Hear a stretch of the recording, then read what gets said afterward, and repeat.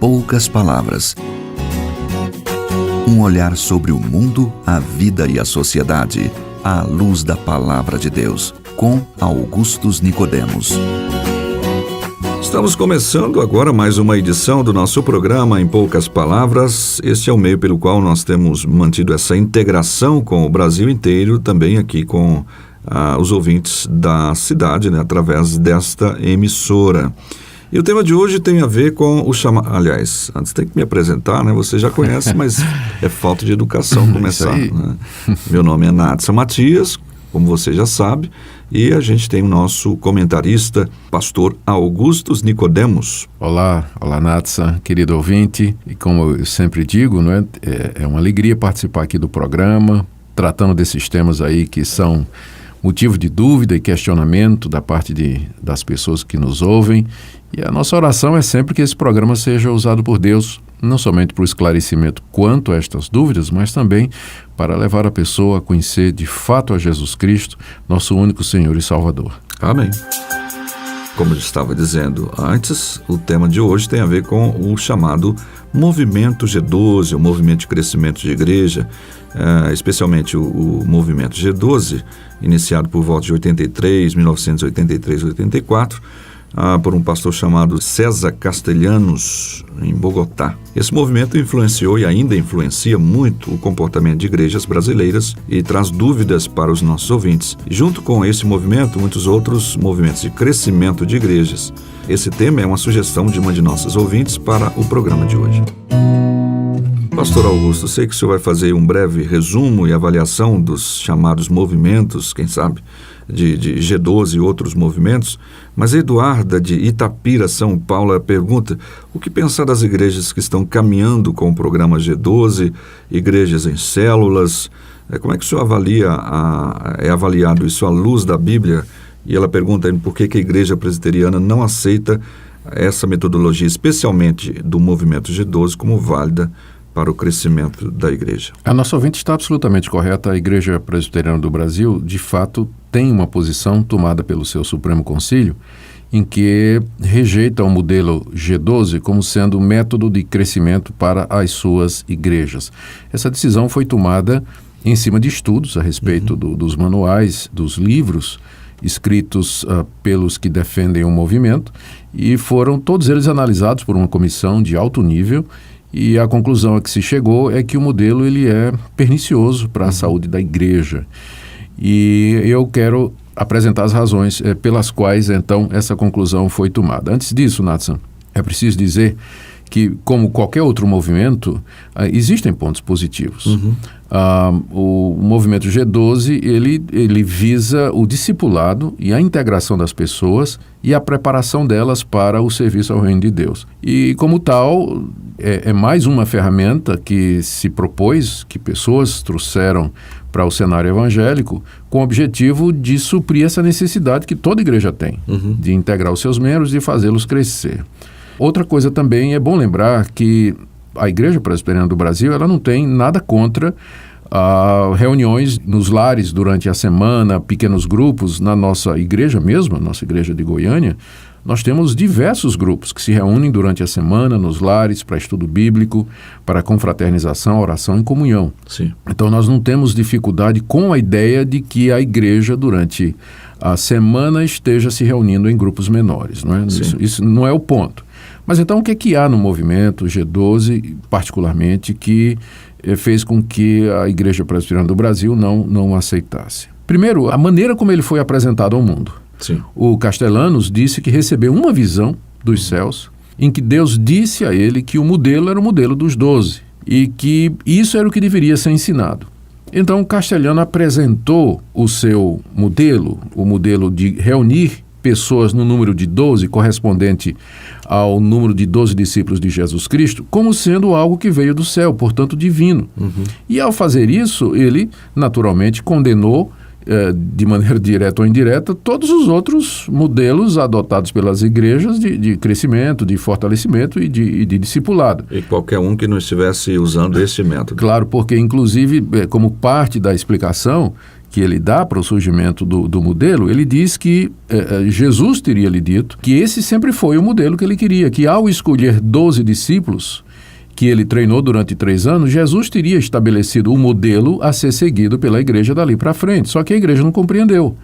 A igreja cresceu, a igreja ficou numerosa, se reunia em grandes multidões e aquele modelo que Jesus estabeleceu foi esquecido pela igreja.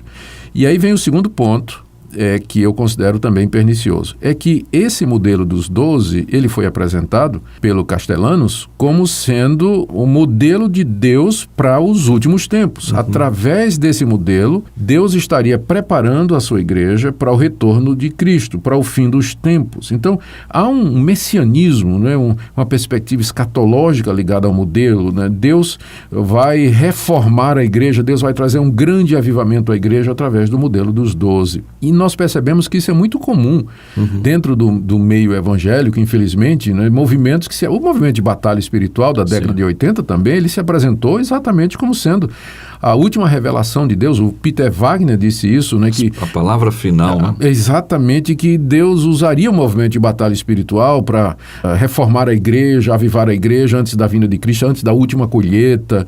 E agora aparece o movimento dos apóstolos, dizendo que é mais uma onda do Espírito Santo. Deus está levantando os generais da última batalha contra Satanás, contra as obras das trevas, para preparar a igreja. Então, o G12, ele vem com essa mesma característica desses movimentos messiânicos, escatológicos, que frequentemente se infiltram na igreja cristã, trazendo, no final, grandes prejuízos.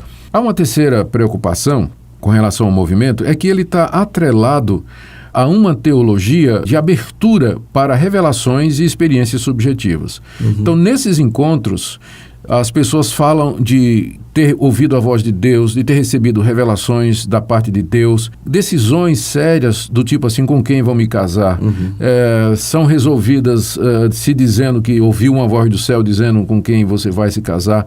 Então, se o movimento começou com uma revelação de Jesus direta ao Castellanos, ele continua, e essa questão de revelações, novas revelações, também estão presentes nos encontros desse movimento, né? Que geralmente são encontros que duram 3 dias, em que, geralmente fim de semana, em que essas pessoas são treinadas, elas são submetidas a todo esse tipo de procedimento, né? Então, eu tenho muita dificuldade com um modelo de crescimento como o G12, onde é estimulado ouvir a voz de Deus, ver coisas, ou então interpretar os sentimentos e as emoções como sendo a vontade de Deus ou a direção de Deus para a vida do indivíduo, né? Então, há essa associação aí, eu tenho muita preocupação com isso. Há uma outra preocupação, uma quarta preocupação, é que esse sistema, ele acaba sendo um sistema que enfraquece a doutrina, porque é muito difícil você manter o controle, você manter a qualidade e o nível de uma igreja onde a doutrinação se faz através de dezenas de grupos que se reúnem em lugares diferentes, com líderes diferentes, né? E alguns desses, e geralmente esses grupos, eles recebem uma certa independência a partir do líder. O culto de domingo, o culto principal, ele é transformado apenas em celebração. O pessoal se reúne, né? O pessoal que durante a semana se reuniu para estudar, para se aprofundar no discipulado e tudo, se reúne no domingo apenas para celebrar, louvar.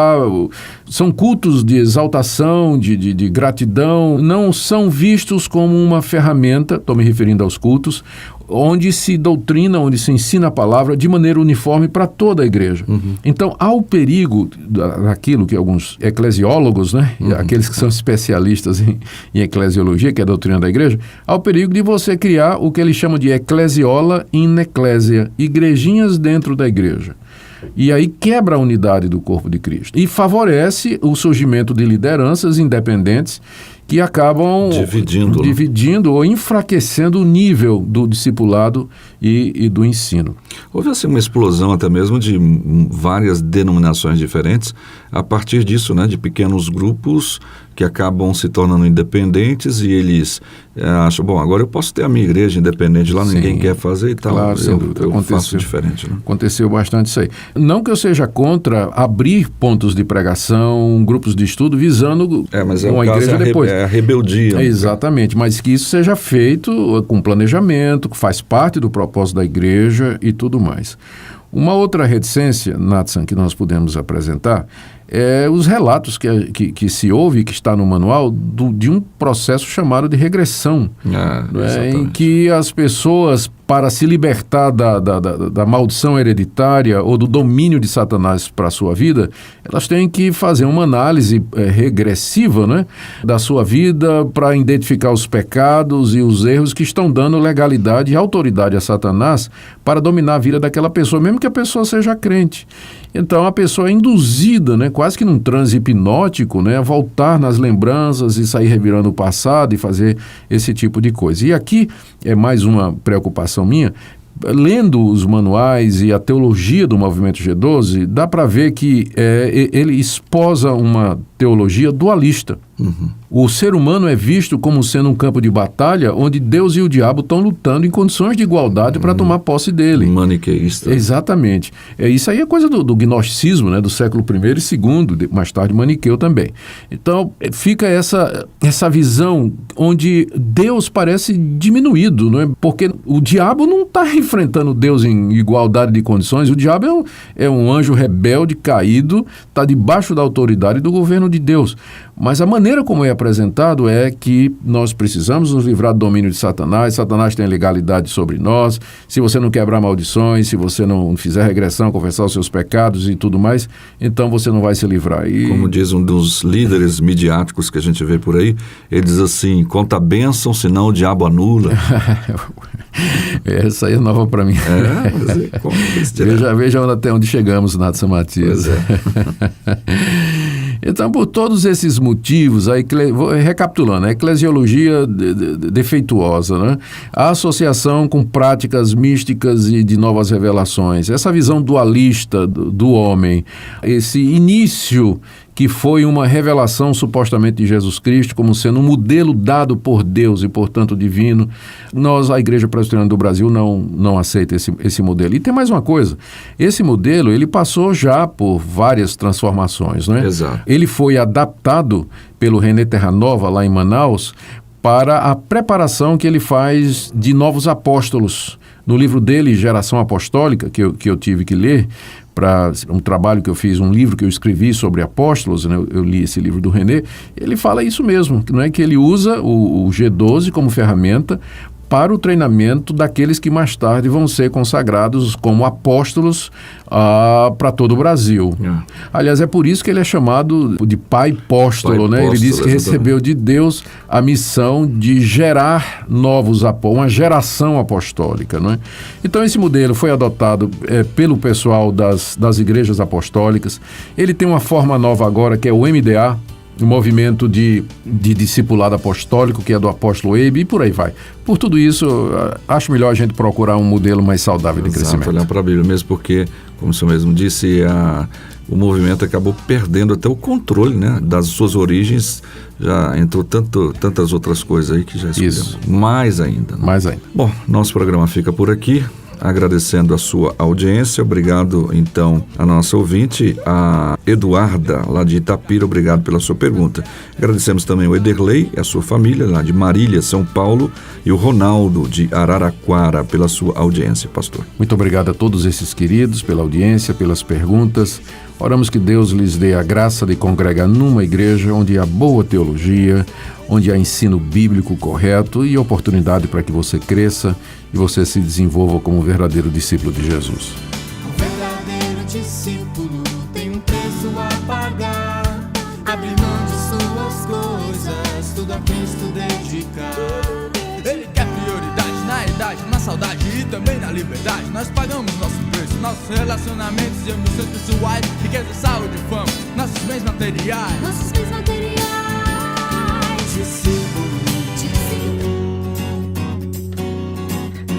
Em poucas palavras, um olhar sobre o mundo, a vida e a sociedade, à luz da Palavra de Deus. Apresentação Natsan Matias. Comentário Augustus Nicodemos. Um programa da Primeira Igreja Presbiteriana de Goiânia, Rua 68, esquina com 71 Centro. Visite o nosso site www.pipg.org.